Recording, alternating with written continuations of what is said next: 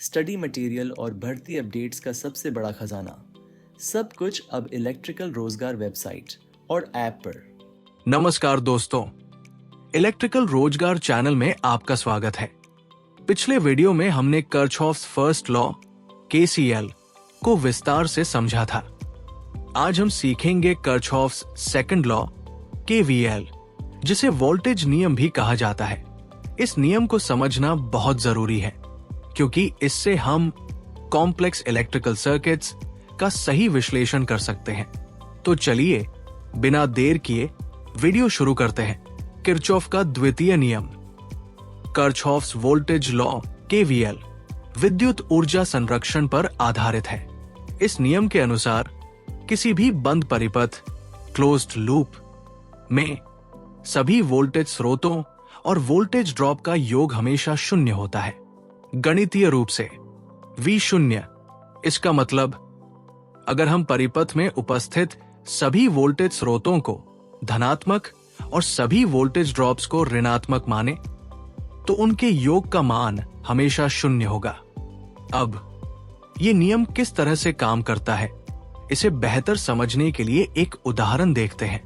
मान लीजिए हमारे पास एक बंद परिपथ क्लोज्ड लूप है जिसमें शामिल है एक बैटरी, वोल्टेज सोर्स V बराबर 10 वोल्ट, दो रेजिस्टर्स R1 बराबर 4 ओम, R2 बराबर 6 ओम, धारा करंट I बराबर 1 एम्पियर पूरे सर्किट में प्रवाहित हो रही है।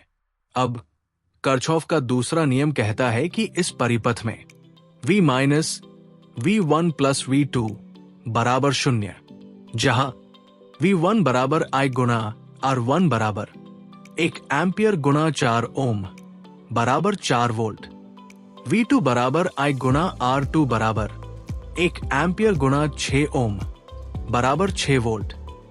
अब समीकरण बनता है 10 volt minus 4 volt plus 6 volt बराबर शून्य। ये दिखाता है कि कर्चहॉफ्स वोल्टेज लॉ सही है KVL कॉम्प्लेक्स सर्किट्स के लिए। अब तक हमने इसे सरल परिपथ सिंपल सर्किट पर लागू किया, लेकिन क्या होगा अगर हमारे पास एक जटिल परिपथ कॉम्प्लेक्स सर्किट हो? ऐसे मामलों में हमें कर्चहॉफ्स लॉज को हर क्लोज्ड लूप पर अलग अलग लागू करना होगा। उदाहरण के लिए, अगर एक परिपथ में 2 बैटरियां और 3 रेजिस्टर्स हो तो हमें हर लूप के लिए अलग अलग समीकरण बनाकर धारा और वोल्टेज ज्ञात करना होगा। हम निम्नलिखित चरणों का पालन करेंगे।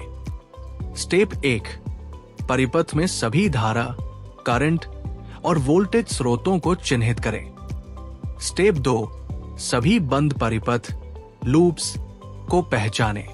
स्टेप 3, कर्चहॉफ्स वोल्टेज लॉ KVL के आधार पर समीकरण बनाएं। स्टेप 4, समीकरण हल करके अज्ञात मानों को ज्ञात करें। यह तरीका हमें जटिल सर्किट्स को भी आसानी से हल करने में मदद करता है। KVL का उपयोग। अब सवाल उठता है, इस नियम का वास्तविक दुनिया में क्या उपयोग है?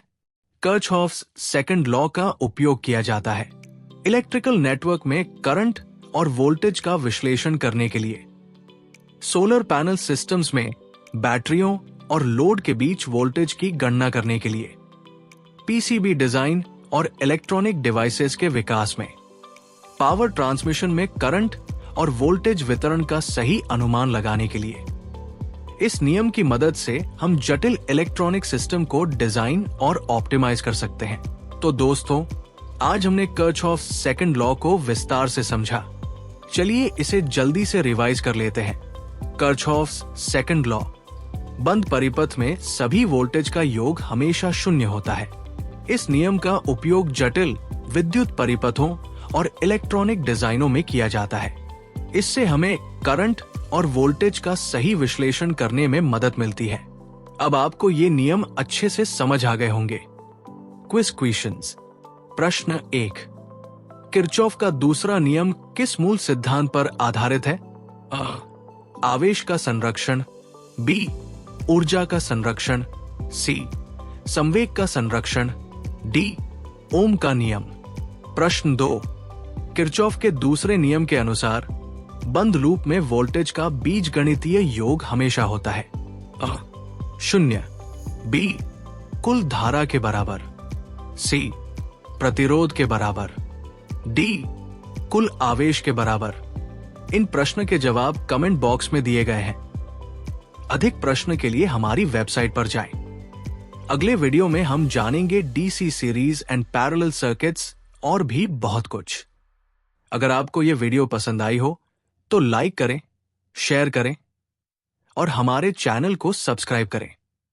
मिलते हैं अगले वीडियो में एक और नई और रोचक जानकारी के साथ। देखने के लिए धन्यवाद।